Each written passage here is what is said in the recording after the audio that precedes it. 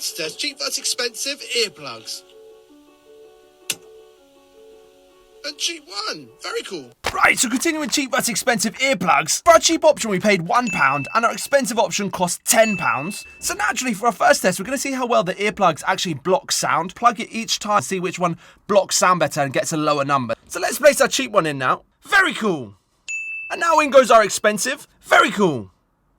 So for our next test, we're going to do a squash and reform test. So at its widest point, it's about 1mm, 1.5mm. And after waiting a while, we can see that cheap has come back to its original shape more than expensive. Let's look under the microscope and see if there's anything interesting. So starting off on our cheap, we can see that there's quite large holes in the foam material. Because those air pockets are smaller and more varied, I think the sound's going to have a harder time travelling through this than it would do on the cheap option. Right, so there we go. We saw some interesting results, and I think it's fairly obvious that we can say expensive won this one. Expensive wins! Very cool!